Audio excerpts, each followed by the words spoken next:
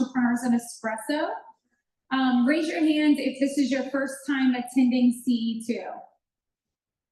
Awesome. Well, welcome. Really glad to have you. I just want to start with saying that Mudhouse actually saved the day. He brought coffee, so if you saw them walk in, don't give them an angry glare. It wasn't their fault that there wasn't coffee, but they brought it up last minute when our other coffee provider didn't. It didn't happen. But you know what? We're entrepreneurs and we figure it out, and we survive off of our energy, you know. But there is some liquid energy back there now. So thank you, Mudhouse. Thank you, Codebase Co-working, for this space. There's a couple of organizations up here that pull this event together. There is CBIC, Charlottesville Business Innovation Council, CIC, Community Investment Collaborative, the SBDC, Small Business Development Center. Those are the hosts, and then Watermark Design and Codebase Co-working and the Baton Studio UVA. So a lot of organizations come together. My name is Hope McCutcheon. Sorry I didn't introduce myself earlier, but I am on the board of CBIC and just really support all these organizations. But this event has been going on since 2015, so we're almost at 10 years. So we're super proud of this event. Even through COVID, we kept this going virtually, came back in person right here. We usually start probably about 10 minutes earlier. So we will be very efficient, but we do networking on the front and the back end. So whatever time is left at the end, we'll be able to do more networking as well. But basically the structure is every week we have or every month we have an early stage company which shares about their company, and then they've been asked for the audience. So it gives you an opportunity to participate and help them solve a barrier to growth, give feedback, etc. And then after that, we have a more seasoned entrepreneur that shares, although both of these are pretty seasoned, but our seasoned entrepreneur will share their journey as an entrepreneur and really lessons learned the hard way, and just very excited about both. They're both very fascinating people that you're gonna get the opportunity to hear from today. We do record this as well, so if you have friends that didn't make it, it will be available on our YouTube channel and whatnot. So just to go ahead and jump in, wanted to introduce our early stage company, and we'll switch the slides here in a minute. But Andy Murphy came down from Northern Virginia for Sojourner Glamping. Just to give you Andy's background, pretty interesting. He grew up in New Jersey, went to Georgetown, got his bachelor's in marketing and management, and that's maybe what brought him back to the DC area now. He also got, at Harvard, he got his master's in public administration and his MBA, and worked for Accenture for a couple years, realizing consulting wasn't the life for him. So, you know, did what anyone else would do and joined the Peace Corps in Ghana. And actually that shaped a lot of his future. He stayed working in Ghana for a few years, then came back to grad school because had an idea and wanted to get all the education and knowledge he needed to pull it together. He then, for more experience, became the deputy director of WWF, which sounds like quite a pivot, but that's actually World Wildlife Fund.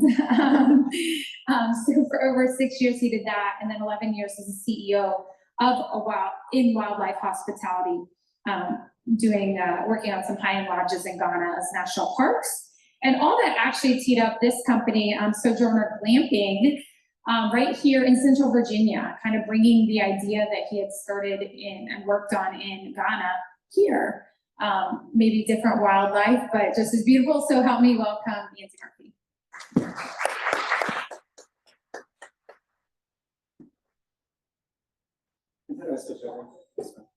Good morning, everyone.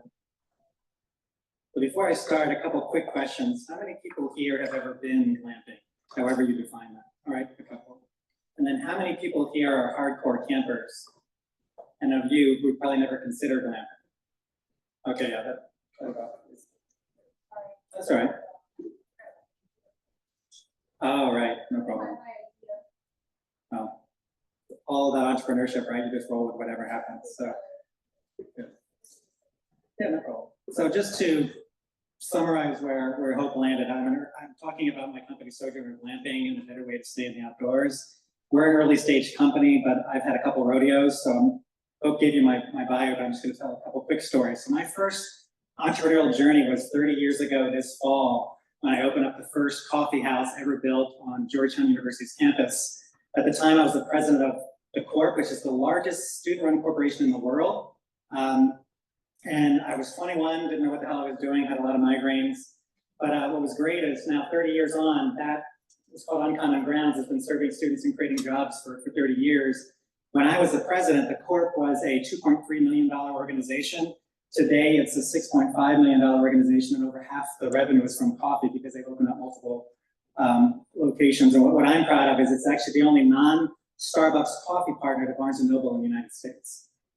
And actually, there's an event on Friday I'm going to meet some of the current students who are running it, so that'll be a lot of fun. And then Hope talked about Ghana. So yeah, I mean, the way I describe my background is I've walked away from a lot of perfectly good opportunities to make money to go do crazy stuff, as well. So actually, this lodge, Zena Lodge in Ghana, is as old as this event. I opened in 2015. I partnered with my old boss when I was in the Peace Corps, went back and we opened up Zena Lodge in 2015. It's a 25-room tented lodge in the middle of Ghana's largest national park. It's the first ever safari lodge built in West Africa. It's also the first private hotel concession in the national park in Ghana. And it's really where I cut my teeth both on creating a brand from scratch, but also outdoor hospitality as well. Now, to be honest, when I was at Zena, I hated the word glamping, and I've decided to embrace it, but we decided we're going to define it on our terms. So for us, glamping is camping combined with resort-style amenities and luxury accommodation in the outdoors. So we just decided instead of hating the word glamping, we're going to become the glamping guys. And our mission is to create happiness and wellness through living our core values, which is community, conservation, connection, and collaboration. I could go into a lot of detail on these things, but I only have 8 to 9 minutes, so I'm going to fly pretty high today and happy to talk about anything else. Our vision is to become the world's best glamping platform in the same way that Marriott is to hotels or that Airbnb is to overnight accommodation and vacation rentals. And the problem we're really looking at is the fact that there's a loneliness epidemic in the United States today. 43% of adults claim to be lonely, another 53% feel like they don't have really great connections. And we know from research that actually being in the outdoors has a positive effect on personal well-being. The challenge is it's a real pain in the ass to get to the outdoors. And the hotel market is not helping. So you basically have kind of two different options. One is outdoor stays tend to have a lot of friction. You either have the camping equipment or you don't, or maybe you're excited for like one day and by day 2 you're exhausted. So it's hard to get to the outdoors. And then the other option is that hotel rooms are boring and soulless and really not great for families with kids or groups of people. And so essentially that's where we come in. Our tagline is vacations you don't need a vacation from. Now I have a 15-year-old and a 14-year-old. In COVID, I would take them camping, and by night 2, I was done. So in many ways, I'm just building Sojourner for myself, because I look, guys, I'm cooking 2 nights, and that's it, and then we're gonna go off and do something. And so the idea was, how do you create an opportunity so families, groups, couples can come together and really get away and break away from what they're doing. So we're anchored in luxury accommodations, so even if you're not someone who, or you're someone who likes to camp, you probably know someone who doesn't like the outdoors or doesn't want to be there. So the idea is that we're more like a boutique hotel in nature, essentially. One of the anchors of our company is I partnered with what we consider to be the best tent manufacturer in the world, called Exclusive Tents out of South Africa. It's the same company that I partnered with for my lodge in Ghana, so we have a good relationship, and we've got a national exclusivity with them in the US. So we'll be the only player that can do large-style properties anywhere in the United States with that. And what I love is, since I got to know them in 2006, they've done properties all over the world. My favorite is this one on the bottom left, which is a floating lodge on a river in Cambodia. Now we're going to get to the picture stage of this presentation. So what's great is these guys have done properties all over the world. This is the Berber tents from Richard Branson's Moroccan resort. And this is a style of one of his tents. It's the same tent that we're going to start with in Greene County, which I'll talk about in a second. Now, I'm not going to trick mine out in Moroccan style, but it's the same space. This is a 532 square foot tent. This is that same variety of tent that is an Airbnb in Hot Springs, Arkansas, called the Nest, which is doing really, really well. And I just show this one because we have this partnership with Exclusive Tents. They let us use pictures from other properties because we haven't put up our own tent yet. But the idea is that the inside feels more like a really cool studio apartment. Now, this won't be exactly our fit out, but just gives you a sense of what a tent can feel like. This is not a camping tent or a Boy Scout tent. It's a different experience altogether. Our designer, Wada Hadidi, came from Starwood Capital, so she's kind of taken her own design ethos to what we're going to do. This is just a layout of we call our 1-bedroom deluxe. So we're going to have a smaller 1-bedroom unit, as well as 2- and 3-bedroom units. And then we're going to have groups of tents. So if you came with a family reunion or a corporate retreat, you could actually have a private experience within the overall property as well. And this is You'll have a deck, you'll have a hot tub on your deck as well. You have a lot of space inside, a kitchenette if you want to cook on your own. There's a day bed that's back there that also has a trundle that pulls out so that any of our units could always sleep at least a family of 4 or more as well. Nice comfortable bedroom and a decent bathroom as well. I've had a lot of fights over having 2 sinks, but I've told people that's something we need to have. I've also learned from my life in Ghana, some fights are worth fighting, like stairs in the pool, but it's another story. So this is our property in Ghana, so I'm going to pivot to kind of where we are and where we're going. So we have got approvals for on 200 acres of land in Greene County, Virginia, right outside the park, right across the street from Standardsville. Actually, what I love about this is you see the mountains inside Shenandoah National Park. You can see High Top Mountain, which the Appalachian Trail goes right over. This is where we are. That's our actual property outline across from Standardsville. We just turn left on 33 and go straight to the park. So I really like that feel. We have a whole other conversation about the approval process. Some of you might have seen me on the news in 2022 in Charlottesville because I was on a lot and there was a lot of no glamping signs, but that's not today's story. This is what our overall outline we were approved on. We're actually creating a better architectural version of this, but it's 144 units with amenities including a restaurant, a spa. We're going to put in the pond, kids club as well. We actually have electric vehicle rentals, so this is a pedestrian-friendly property, so the kids can be on bikes and things like that. An important thing for us too is we didn't want to be an island separated from Greene County, so we were able to get approval so that our restaurant is open to the public as well as our spa. I mentioned the slogan, vacations you don't need a vacation from, so we're going to have a kids club. So if you're a family and you do want a break, you can check your kids into the kids club, and then you can go off to a winery or go do something during the day. For a while, I was working with the Philly Zoo, and I got to know their conservation education team. So I envisioned somebody like a conservation education specialist from a zoo being kind of a person running our kids club so that kids can have great experiences as well. Now, one of the things you learn that I've learned twice now is that raising money for novel hospitality concepts is not an easy or a fast thing. And so we rolled in thinking we had a great idea, we're going to raise money in a couple of years. Turns out that you never get away from needing to do an MVP, whether you're in tech or hospitality. So what we're doing on this property, even though we have the full approvals, is we're actually building a 10-unit pilot with a wedding venue that we're going to start with. And that's going to allow us to get a lot of people through that. We have a USDA loan that we're approved for. We're just circling the last of the equity. We're actually zeroing in on selecting a contractor to get to our final construction contract this week as well. So that's kind of where we are. A couple quick things about the glamping industry, and we could talk about that separately, but when Jonas, my partner, and I, who was a business school classmate, got into this, we kind of dug into the industry. One of the things we liked is that it's a really novel new industry. So it's more like, glamping in the US is more like where the hotel industry was in the 1950s before the brands had formed, before there was differentiation across star levels. But there are 4 players right now in the country that frankly have a total of 56 locations across them. So think about how many campgrounds there are in the United States or hotels. We're never going to have as many glamping sites as those, but there's going to be a lot more than 56, and we just want to be a meaningful percentage of that growth. All 4 of them have institutional backing, and what's exciting for us is in the last couple of months, AutoCamp got into Hilton's booking system, and under Canvas got into Hyatt. So that's showing that the institutional players are starting to recognize glamping as a real option, which is something we knew was going to happen in 2020, but it's great to see that it's moving. Quick timeline. So we started the company in 2021. I started my journey getting approvals in Greene County, and so I met my friend Dave in the center there end of 2021. We got our first special use permit in the summer of 2022, and then we added another 116 acres to that last summer. And where we are now is we've got a term sheet for our USDA loan. We're hoping to close on that by the end of November, timing being what it is. It'll be give or take a month or 2 or more. Ideally starting construction early 2025 with an opening late summer or fall. That's kind of what we're looking at now. I know enough to never promise timelines like that because you never know the only thing you do know is that something is going to come up as well.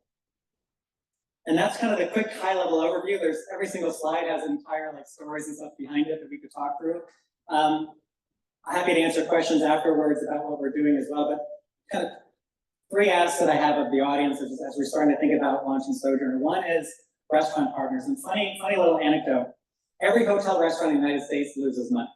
So if you think about it, people who really want to be in that industry go to a named restaurant with a super chef and they do that. And so in many ways, restaurants and hotels are kind of run by the bad news bears of the hospitality industry. It's the way to think about that.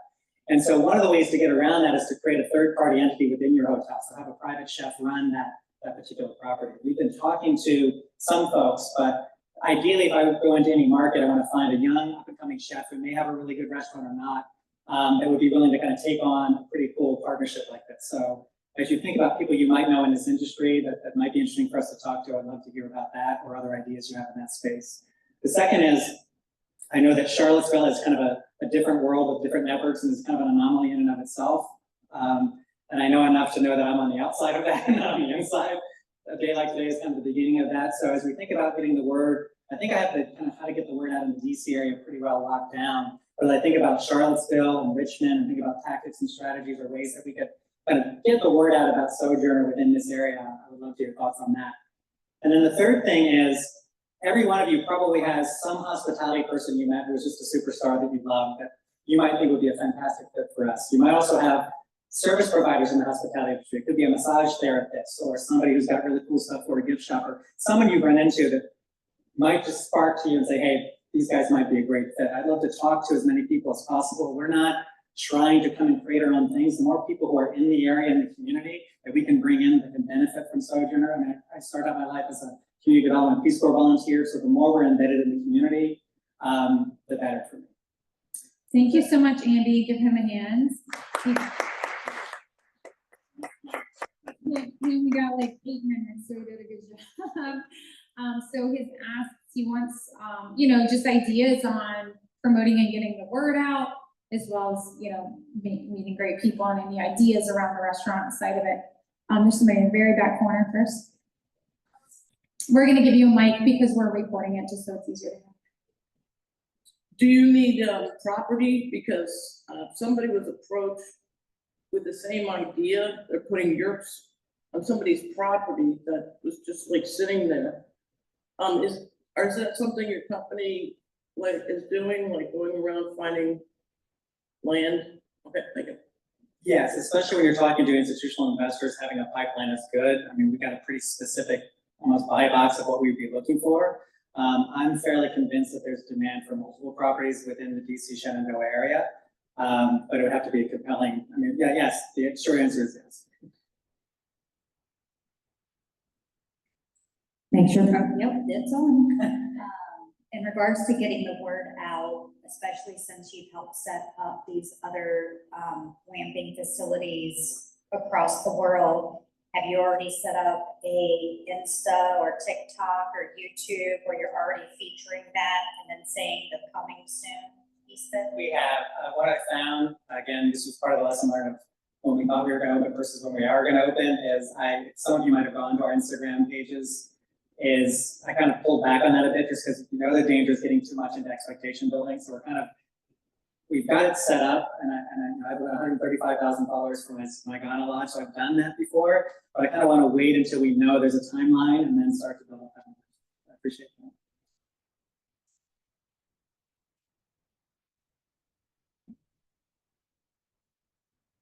You mentioned the pilot and having a wedding venue there, so just wondering how you decided to set up a pilot. Yeah, sure. So one is the property has some limitations because to go back into the property, we need to build a bridge, and there's a whole Army Corps of Engineers approval process. So 10 was about the most we could do. Ideally, a pilot would have more because you wanted to be as financially feasible as possible. The crazy thing about the wedding site was, so when we open, we'll be one of the only properties in Central Virginia that can host a 250-person wedding and house all of the guests. And so during that crazy approval process where I was on the news, all of these landowners started coming to us. So the market at Grelin, Early Mountain Vineyards, Blue Ridge School, all of them with the same problem. There's no accommodation for their people. Parents from Blue Ridge School go to Charlottesville. Market at Grelin does 85 weddings a year, and people go by bus either to Charlottesville or Colfax. And so they were like, please do this. And so one, we knew that figuring out the wedding business was going to be important. There's going to be some challenges with how do you make somebody want an outdoor stay in a wedding, so we're going to work through that as well. But what we also see is if we have 10 units that have a 200-person wedding on site, we can't accommodate all those people, but I may only be selling 9 of those units and just have everybody run through that, because that becomes another way of getting the word out as you've got all these guests that are seeing this place. And ideally, we would just do the whole property at once, but it's a different capital lift to go from 10 units to the full property. Yeah, there's your marketing. No wedding. Anybody else have any ideas for him? Anything on the restaurant front? There's a young man that I know that I'm gonna be sending you his contact information, or at least exchanging that. His name is Colin. He's been a sous chef at a Michelin star restaurant up in New York for a number of years. His big thing is wine. Nice. And he's done several apprenticeships in Germany and Austria on the wine side, but he's a chef, and I don't think he's a sommelier, but he might be what you're looking for, young and ambitious. Great, thank you. Appreciate that. All right, anybody else? Okay, Thanks, everyone. so yeah, so definitely write down Andy's, information, and he'll be here after as well for any other additional thoughts or questions, but very exciting, Nancy, for sure.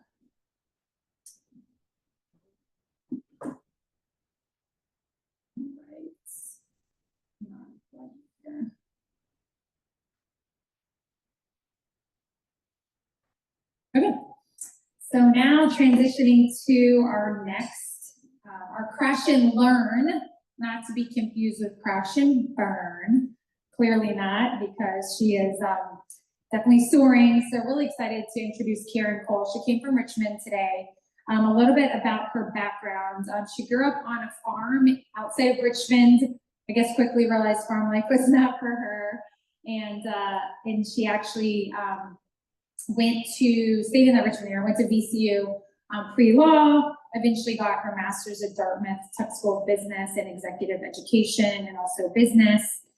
And she worked for Capital One for a few years. She was an executive in charge of international disaster for 6 years. And then after that started her first company called Continuity First. It was a disaster recovery and crisis management for companies.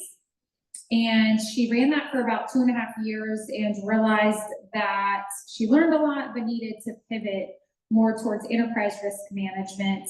And so started Assura, which works in the cybersecurity space specifically. This company has been very, very successful. It's been in business almost 18 years.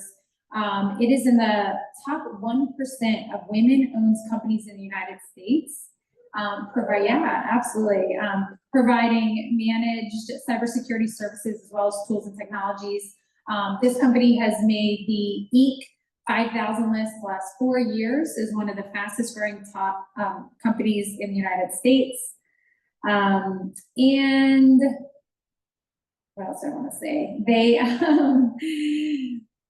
She is also a USA Today and Wall Street Journal bestselling author with her book, Business Success Secrets. Kind of a fun fact about her, she actually wanted to be a war zone photographer, got into a program to do that, but didn't end up going, but still ended up in security. So still living her best life. She's married, she's a mother of 21-year-old twins. I've never met mothers of twins that had kids after, so but we're really excited to hear from Karen. So help me welcome Karen Cole.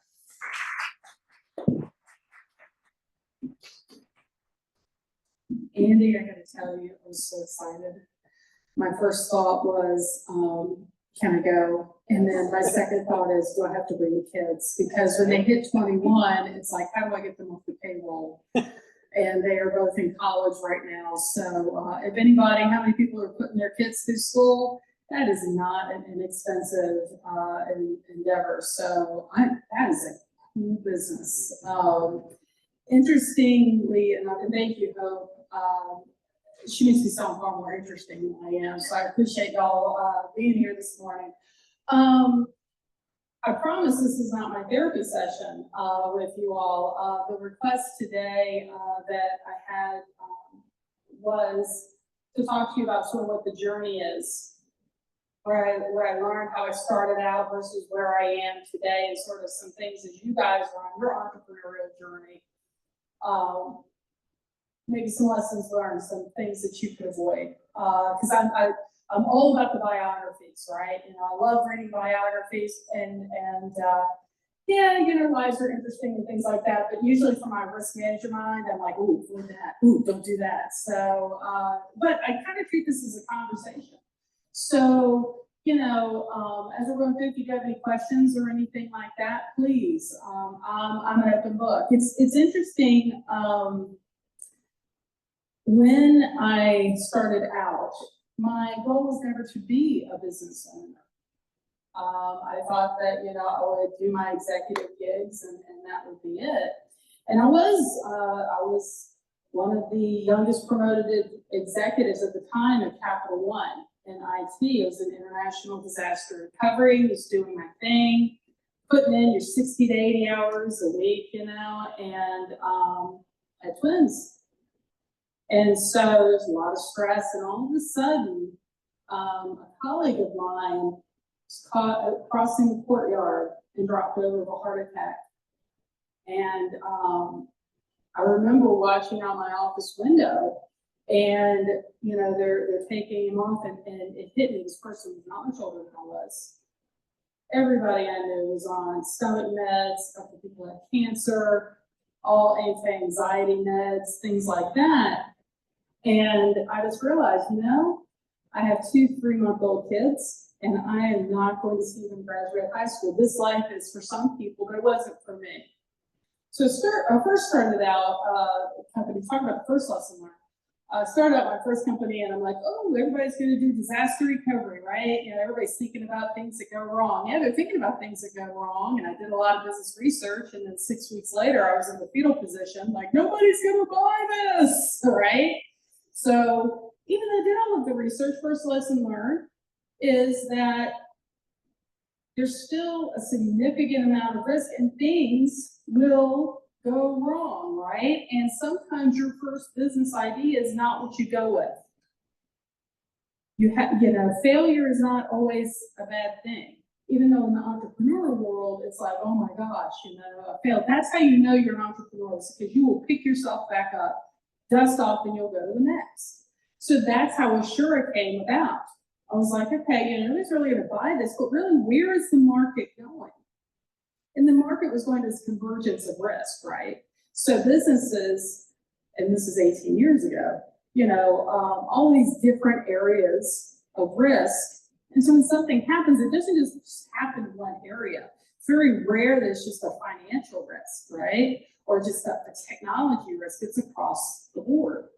And so I was like, well, but you know, really, in bringing all that together, where is that emerging area of risk? And it was cybersecurity.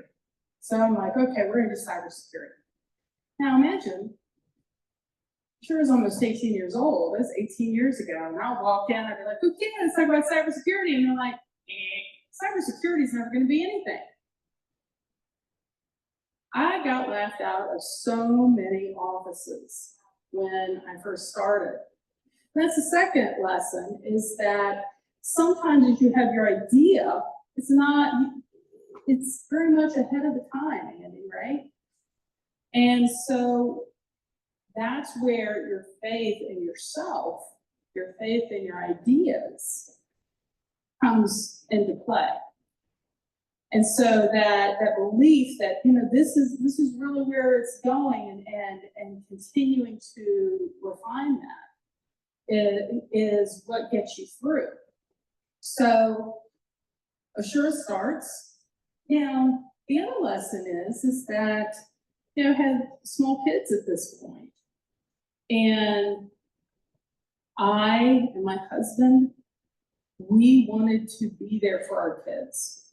I didn't want, you know, now granted, some people can be stay-at-home families, and I respect that. That is not me, and I know that. But I also wanted to not miss any special moments of their lives. So for many, many years, Assura was a lifestyle company, right? And to this day, I'll tell you, my greatest achievement is not Assura. I'm really proud of it. My greatest achievement is my family. I have a great relationship with my kids. And I don't regret not, you know, taking that business meeting. So the lesson learned is that it doesn't, for some of us, it doesn't all come at once, right? So for many, many years, I was there raising my kids, and both of us, by the way, my husband's there. And then, okay, they're in high school now, and they're transitioning off, and then I was like, okay, now I'm no longer a lifestyle business owner. I'm a growth business owner. And in that mindset, it changes your approach to things. So as you're looking at your entrepreneurial journey, that's okay. It's okay, you know, you're that constant pivot.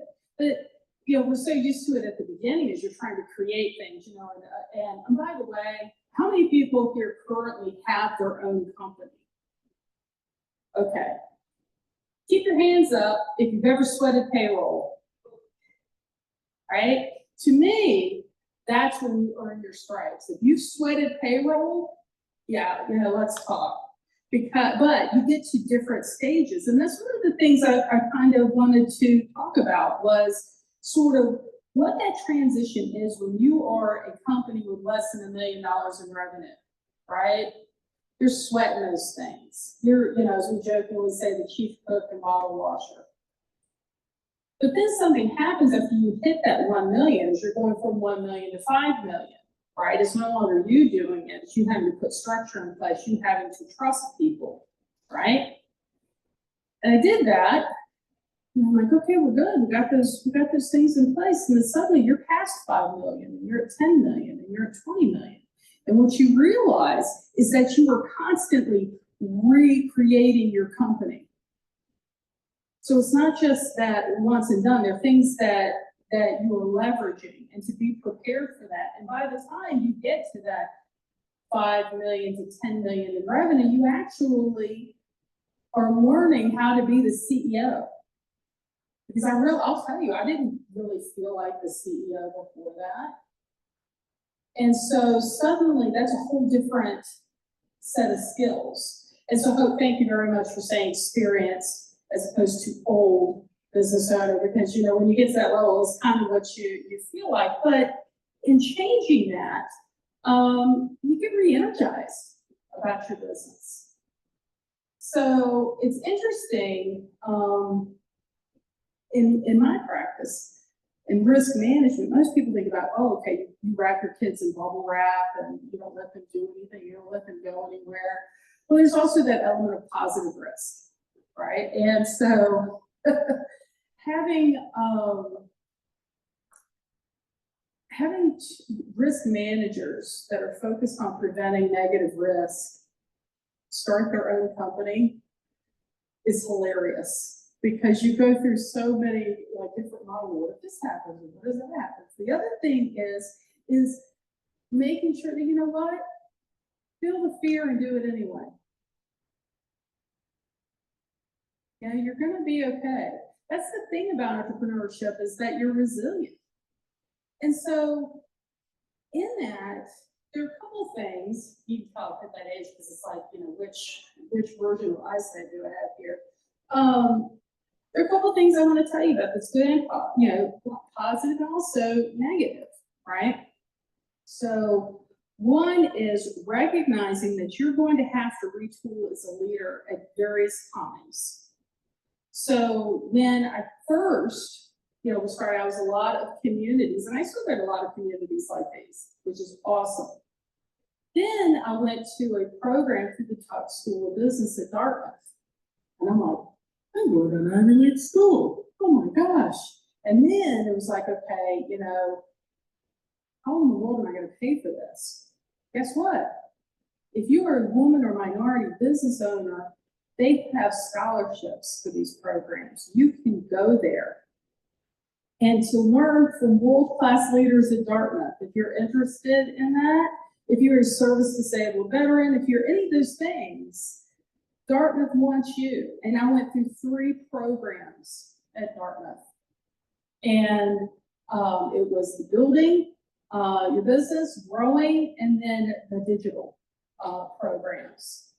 And my first program was a week, you know, long. It's just intensive. They call it, you know, as you go through it, it's like an MBA. And that's what they tell you, put on your LinkedIn MBA, because you have done it. I came out with 38 action items.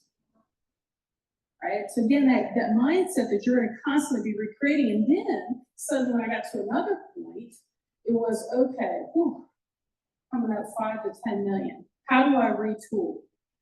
Well, then suddenly I became part of a program called the Birthing of Giants. That sounds really weird, by the way, I told them about that name. But what it does is it's focusing on capital markets, right? How are you, scaling on that national, international, that stage? Do you have a moneymaker as a business, or do you have a moonshot?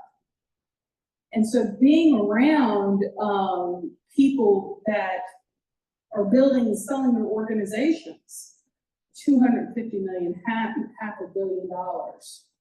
It's a totally different thing. I would have never thought in a million years that I would do that. So part of it is just always being on the lookout for how are you preparing yourself for the next level.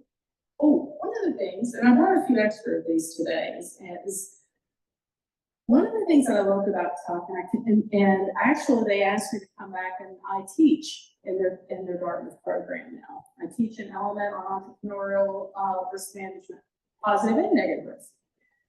They, in our cohort, one of our classes, they came up with the idea and they said, Dr. Tamara, she's like, you know what? When we rise together. Let's put together a book. I was like, okay, well, I'll contribute. And so we all came up with this book. I have a few extra copies if anybody wants them. But we all contributed to this book, and it ended up being a Wall Street bestseller. So, or USA Today, forgive me, and Wall Street Journal, actually. So, the thing that I challenge you is, how are you uplifting other entrepreneurs? When we rise together. And we're all in this journey. And so like Andy, I'm already thinking, I wish I had all of these contacts in hospitality, but I will search my network. And that's how you do it.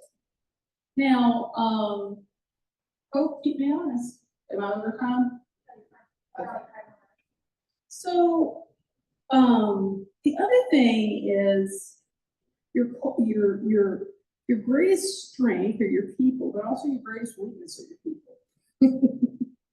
I'm in an industry right now that if as soon as you hit the Inc. 5000 list once, they put you on these lists, and it is just, and then you hit a 4th year, and they finally found my personal information. So they're constantly like, when are you gonna sell the company? When are you gonna sell the company? When are you gonna sell the company?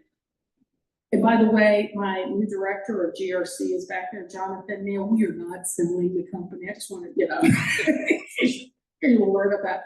But my point being is that as you go through and you're sort of figuring this out in your people, your leadership is going to change, right? And when you get, you'd be surprised, the same people that market you are the same people that are trying to take your people and, and lure them away to their own businesses and things like that. And I'm in an industry where they are giving stupid money right now to people with no qualifications. You can come out very easily with a degree in cybersecurity commanding 80 to 90,000 a year with no experience. That's obscene. I mean, now my son wants to go into cybersecurity, so I'm like, yay for you. But then part of me, I'm like, we're gonna have to pay him that much.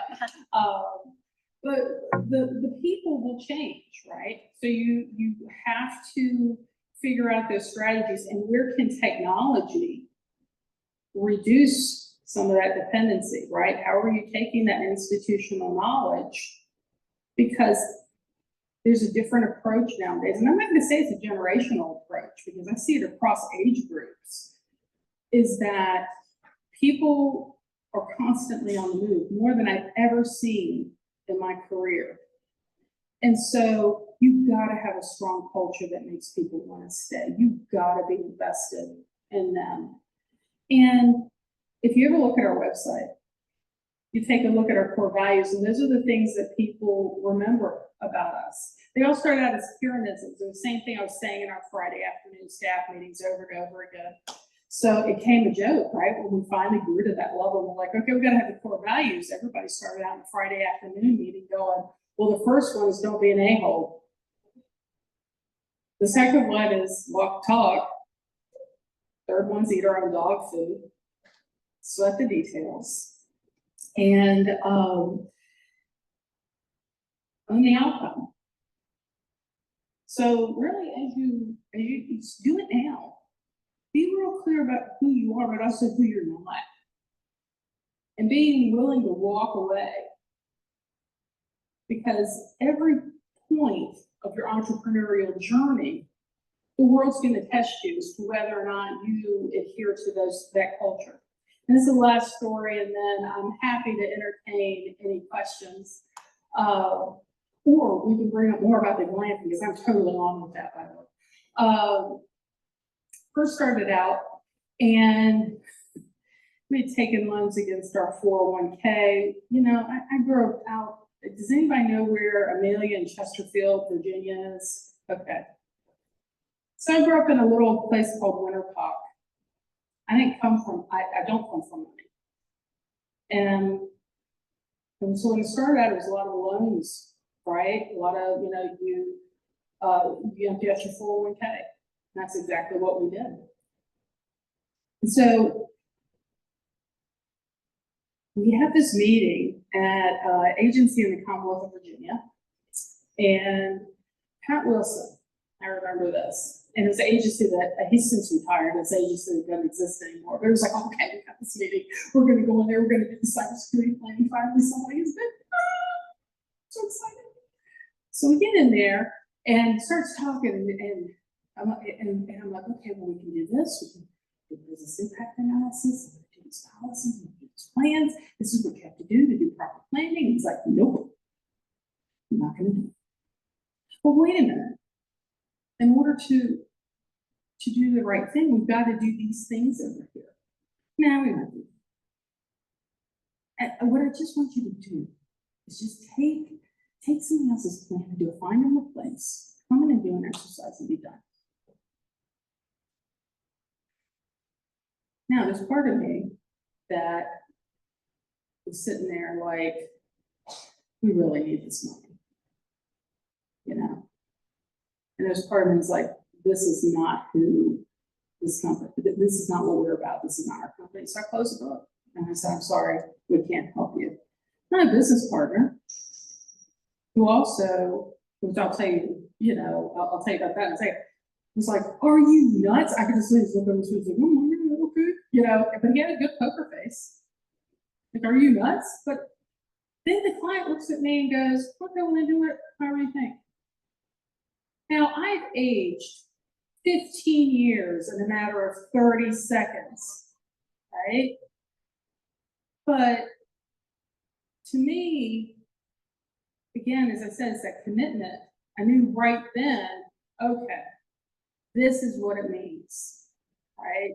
To really be committed to who we are, to be committed to our company. And we tell this to new employees because we want them to, and all of our employees, but especially new employees as they come in, because we want them to feel empowered to follow who we are, to honor who we are. And we're going to back you up every step of the way, even if it hurts.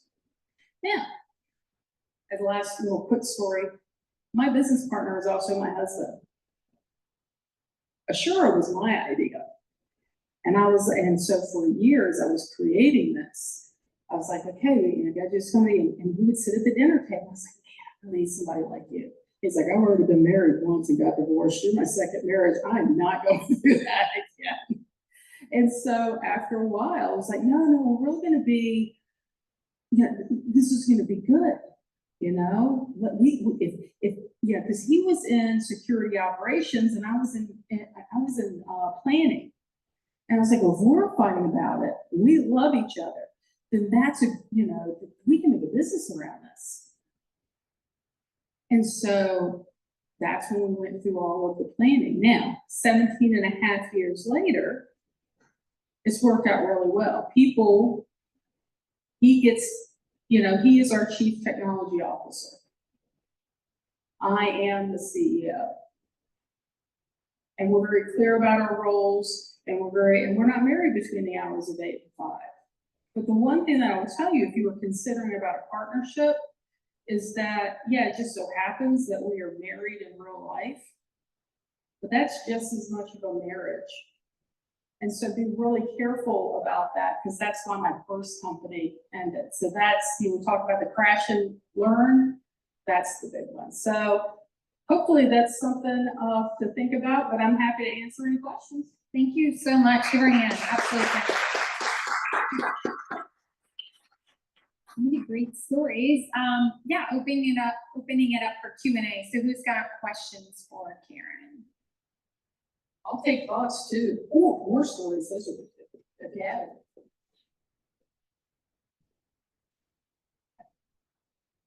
Hi, thanks. My name's Rachel.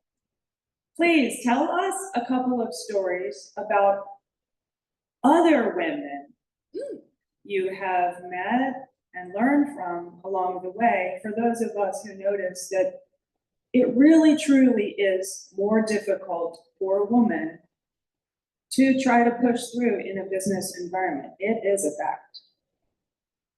Well, I'll tell you two things. One is my approach in that, and this again, demonology theory. You're right. However, my approach has always been is, oh yeah, I'm a woman. To me, I couldn't focus on that because I get bitter about it, and it would become part of the prism of how I looked at everything. So the other thing I got was the appreciation of, and if you're turned off because I'm a woman, then you don't deserve my talent, and you don't deserve my company. So, there are times, to your point, Rachel, I absolutely know. In fact, there was a big one for a big agency in Richmond. He had the cojones to tell me that was why years ago.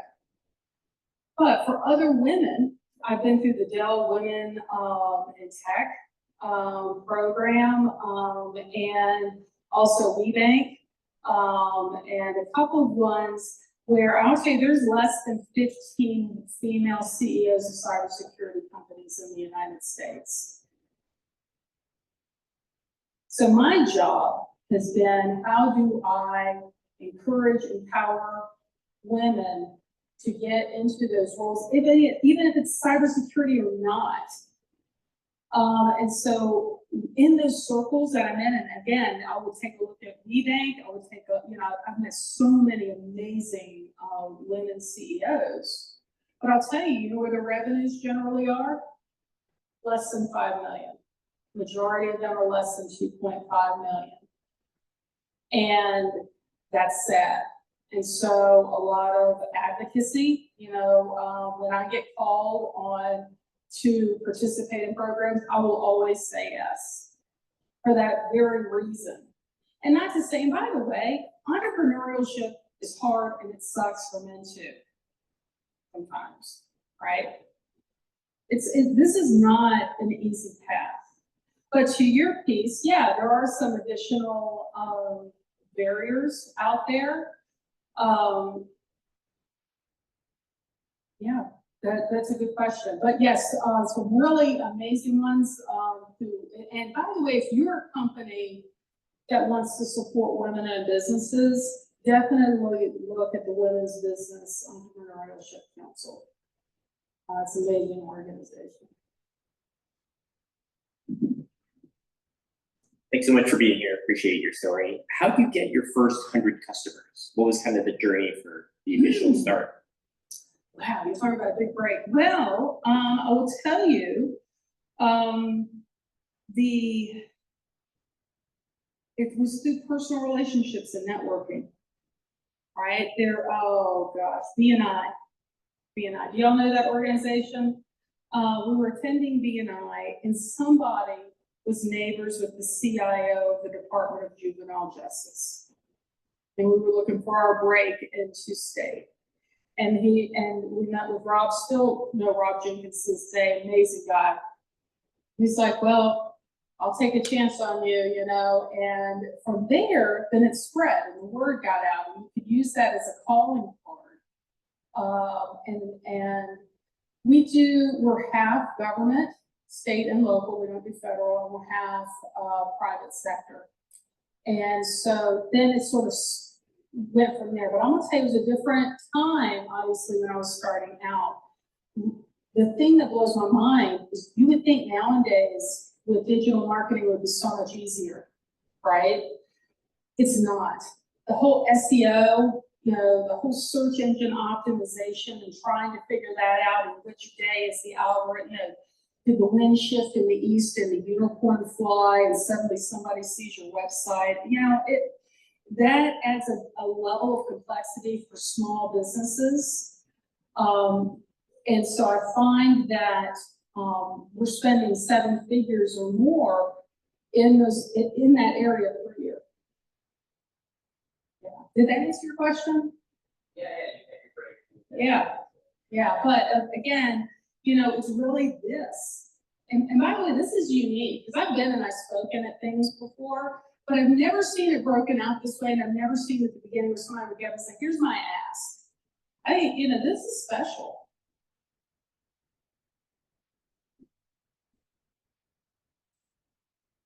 Hey, good morning. Thanks so much. Just hearing how cybersecurity was really novel and it was pioneering. So as you started your company, navigating and wearing all hats of the company, and how did you talked about the tenants, including know who you are and who you're not. So could you speak to, in any way, with some examples of how you deciphered and then really owned how you wanted to evolve? Yeah, so when you start out, you're right, you wear all the different hats. It's a hard thing too, to recognize that you gotta let go to grow. So, when you're talking about sort of those decisions, I really am awful at finance. I'm not good, it's my weak spot. So it was one of the first things was, how do I bring in and when do I bring in that leadership? Who here has an SBA loan? Nobody? If you're going for an SBA loan, be prepared to put your house up. Because the SBA doesn't play with that stuff. So those are sort of things like who you are. And I was like at the beginning, like, oh, I'm gonna put my house up. But then it hit me, okay, if I'm not as invested in my company enough to put it all on there, they're not gonna take a chance on me. So as you go through and sort of figuring out who you are, I guess maybe the easiest way to answer your question is centering in on when you say no sometimes, right? In that journey, there's always going to be somebody that comes to you with a bigger idea, right? Or an ask. And at the beginning, what are you focused on? You're focused on getting the business. You've got to get the revenue in. So you're going to say yes to a lot of things so that you can get the money in the door. But to figure out who you are, you have to start saying no. And so that's the big thing that was hard for me, was recognizing when we got to a point that people and customers and clients that I truly enjoyed and liked were not a good fit for us anymore. And so I asked, you know, I would suggest doing that now and starting to think about that as you grow, because that customer profile will change, whether it's B2B or B2C, that's going to change.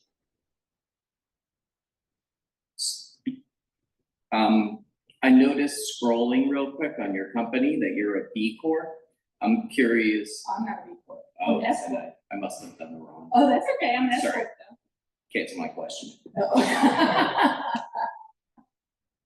B Corps are interesting. But what I am curious. Well, if you do want to ask, maybe I do know something about it. If you were a B Corp, I was going to ask what the reason for doing it and if there was a transition from an S to a B Corp, but you did. Well, I'll give you a recommendation. There's a company out of Richmond called Impact Makers that is a B Corp. And so very much about focus, and they used it, you know, as a way to fund different nonprofits. Michael Perron, he would, you know, if you do, reach out to Michael. He would love to talk to you about it. If you need an introduction, I'm happy to make that. Thank you for being here. My question is, it sounds like you went and got loans to start your company. So, can you go walk us through, why you decided to bootstrap instead of raising outside funding, and kind of what was your thought process on that? Boy, that's a good question. Okay, so there's a couple things. One is when you are first starting out, and Andy has maybe a different take on this, but I didn't come from a background in business, right? And so many of us start by bootstrapping just to see if it's going to work, and it's low risk. The other thing about taking funding, by the way, you know, as flexible as the SBA is, when we use those loans, they still need to see a period of performance, right? So many people bootstrap to get to that point that the SBA can actually get an SBA loan and be underwritten. If the company doesn't have a lot of physical assets, you're generally also going for an SBA loan, and since we're a services-based business, it made a lot of sense to go that way. But let's talk about investors for a minute, right? And when you go after that money, recognizing that everything is a trade-off. And so one of the things is that if you are willing to give up control, it's good to get investors. And because what's happening, right? You got somebody with a lot of money that's coming in, they're going to put it in your company. Well, guess what? They're going to want to have some control to make sure that you're not screwing it up. So for many, many years, and losing, you know, screwing up and losing the money. So for many, many years, I was like, well, listen, I already had bosses at Capital One. You know, I didn't want that. But the other thing is that as we grow and to get to that national level, we're going to have to take on investors. And so it's a different shift, right? So at the beginning, it wasn't a fit for us, but now as we go forward, especially on different strategies, we're going to have to. And so being in that journey, and all of a sudden you have to give up potentially control of your company. That's the big differentiator of why, and being okay with that. All right, thank you so much, very much. Thank you. Give a hand. And we have a slide with your contact information on it as well. So if anyone wants to keep in touch with Karen, we do have our information up here, and we will also, she'll be here till 10, just hanging out in the back as well. And again, if you want a book. And she does have a couple of books. I guess they're going to be first come, first serve. There's 4, I see. Yeah, and if you want one, just. Or if you want one, she'll sounds like. So want to, I guess we'll do this in a second. Now what we do is we transition into announcements. So how that works is you have the opportunity to share with the group if your company is hiring, or if you have some sort of an event that you would like this entrepreneurial oriented group to know about. So we're not gonna use the mic for this, just kind of project, but if your company's hiring or you have an event you'd like people to know about, you can just stand up and have the floor. Go ahead.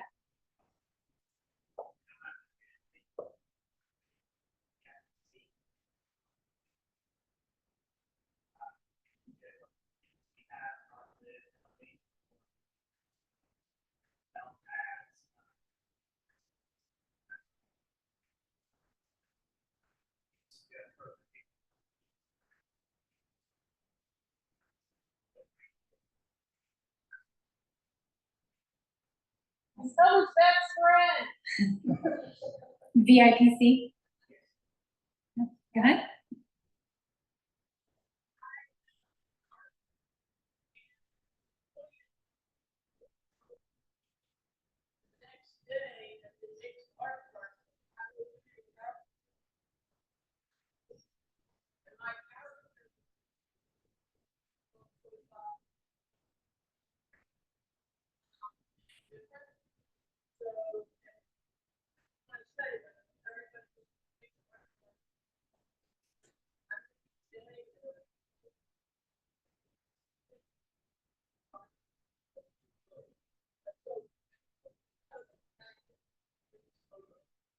Very cool. So if you vote on the 20th, you can go to Ix Art Park for Love Fest on the 21st, and she will, for free, do your character for free.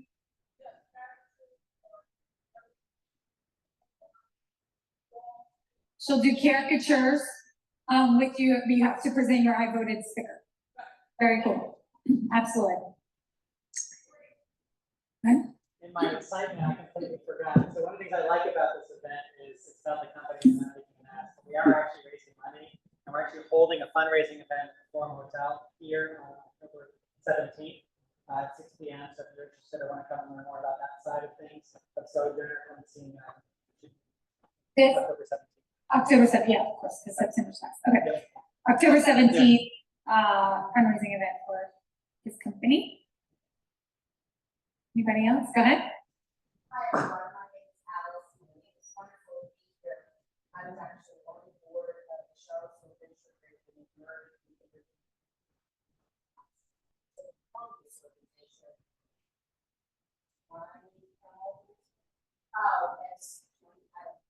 Yeah. And I say that to say, one of my big likes is that Andy Murphy, one of my dear friends, worked together at our first job at Accenture, and the way that this community welcomes people in has been such a delight. So that's exciting for me. And also, my house partners, we're an organization developing consulting for focus on helping people.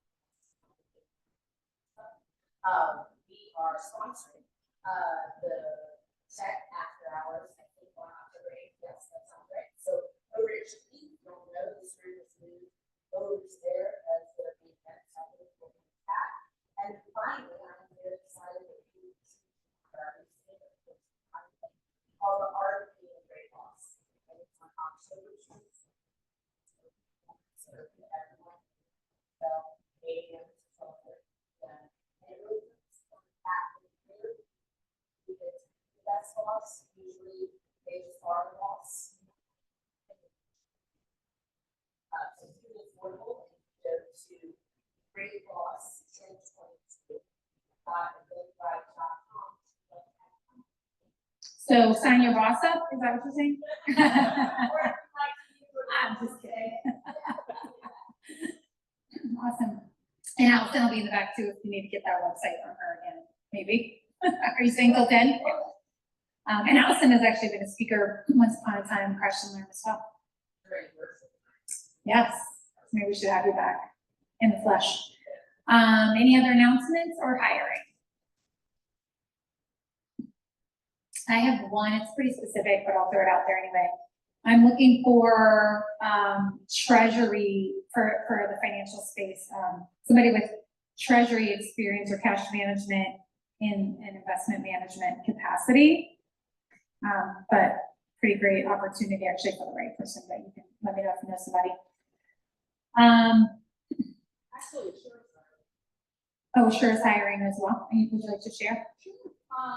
We are hiring information security officers. So people with 2 to 3 years of experience, even if it's, taking the shrink wrap off their career in cybersecurity or IT. And Mr. Neal in the background and myself, we're happy to talk to anybody about it. Awesome. Very good. That's a great opportunity. And it's a fully remote company. We are 100% remote. All right. So I wanted to wrap up with, I guess I was supposed to start with this, but we'll go the other direction. So these organizations, real quick announcements as well. So CBIC, CIC, and SBDC If you guys can real quick do any announcements of events, and then we'll wrap up.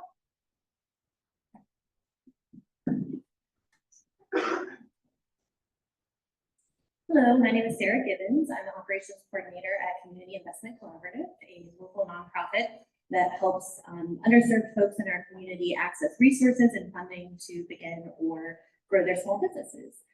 We are not currently hiring, but we are always looking for folks who are interested in being volunteers. We are really reliant on our volunteers. We have a great team of staff, but a lot of the interfacing that happens with our clients is through volunteers. So if anyone is interested in learning about that or potentially joining us as a volunteer, feel free to contact me and I can kind of give you a rundown of what we offer.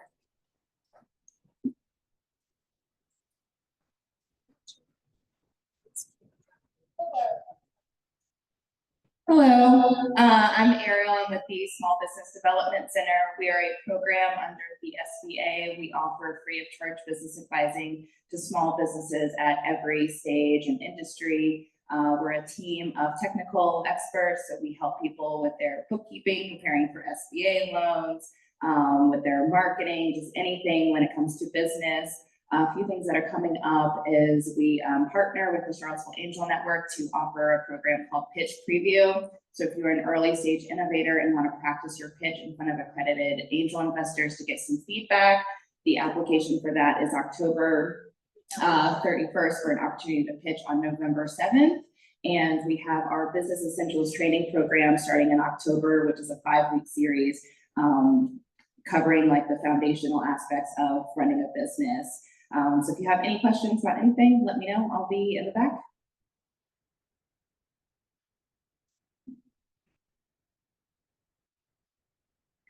Hello, I'm Amanda. I'm a volunteer with CBIC, the Charlottesville Business Innovation Council. We're one of the co-hosting organizations for this event every third Tuesday and also every second Tuesday. We have our Tech on Tap happy hour mixer that's hosted at Chickadee next to the Glass Building. And Allison Linney of Allison Partners mentioned that her organization is hosting next week. So next month, I should say, on October 8th. So come on out. Usually there's some festivities around the host organization, you know, a toaster, raffle, fun, things like that. Please join us. It's open-ended networking. And another thing coming up this fall for CBIC is our annual tech tour in November. So if you are a technology-based company or an innovative or research-based company, and you are available to host tour groups of middle school and high school aged kids from this region, please reach out to me or talk to Hope. We'll get you to the right people. And in addition to that, we are hoping to host a conversation about tech talent pipelines.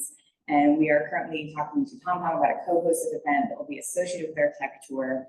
So if you are interested in that topic and want to get on the interest list for a conversation about how we connect tech talent to the tech companies in this region, as well as inspiring kids to get into tech fields, that is ongoing, and I'll give updates on that later. I think that's all. Also show her the money film showing September 30th here in this building. All right, so that concludes this this session, and we will be back here the third Tuesday of October. I don't know the date off the top of my head, but I'll just look at the calendar. We'll have coffee for sure, and networking. Bring your friends back, and we meet October and November, but not December. And we'll be back in 2025, which is crazy. So with that, have a great rest of your night, real quick, or rest of your day. Thank all of our organizations, including Co-Base Co-working. If you'd like a tour of, this is a co-working facility, a co-working space, and they do give tours. If you'd like to see it, just let me know and meet in the back, and we'll have somebody give you a tour. Definitely check it out. I know I work there, a couple of other people in the room. So with that, you guys have a great day.